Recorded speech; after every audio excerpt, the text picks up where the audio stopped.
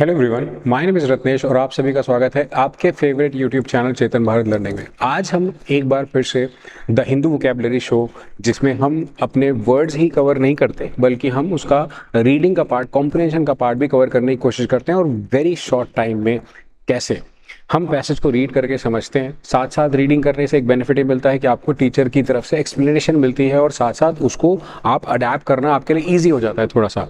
और ये random selection होता है एडिटोरियल का। आज हमारे पास जो पैसेज है, let's see.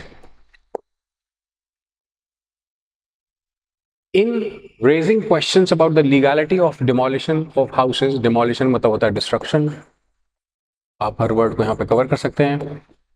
Belonging to alleged offenders, जिन्होंने क्राइम किया है, गड़बड़ करी है, supreme court of India has articulated.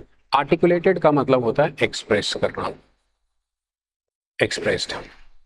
A valid and widespread concern about the use of bulldozer as a form of retribution. Retribution is a word which is basically used for punishment. Punishment. Okay? Retribution. Kerala, the targeted demolition of Muslim houses has become the part of the governance model in BJP ruled states, and if the court can end the impunity, impunity is like a exemption from punishment.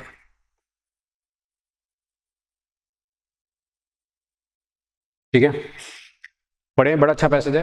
The targeted demolition of Muslim houses has become the part of the governance model in BJP ruled states, and if the court can end the impunity with which the extra legal measures are used, and if कह रहा है court अगर कर सकती है, and क्या impunity is like something where you again sort of exemption of punishment, a punishment with which these extra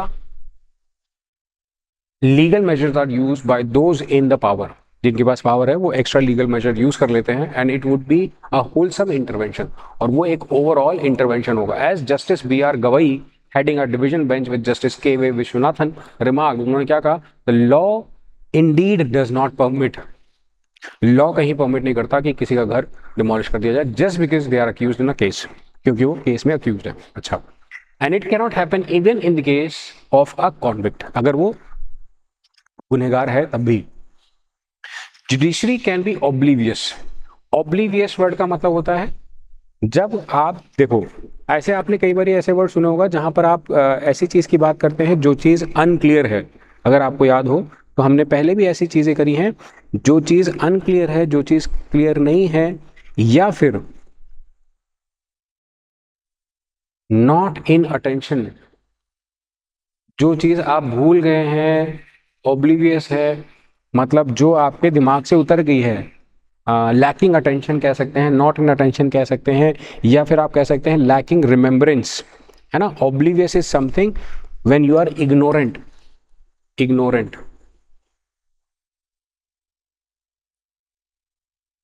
Judiciary cannot be oblivious to the political symbolism that the bulldozer has acquired as an instrument of collective punishment inflicted on those the authorities label as rioters, जिनको उत्तेजक, आक्रतक, आतंकी घोषित किया जाता है। होते भी हैं पर उनको कहते भी हैं, अलग अलग तरह से कह सकते हैं। आर्टिकुलेट, कंसर्न, रेट्रीब्यूशन, इम्प्यूनिटी और इंटरवेंशन जैसे राइटर्स वर्ड्स हैं जो हमने कमेंट सेक्शन में जाकर बच्चों इसके आपको मीनिंग लिखना है। मैं देखूंगा कि कितने बच्चों को इसका मीनिंग समझ आया और कौन कौन इसका सही उत्तर दे सकता है।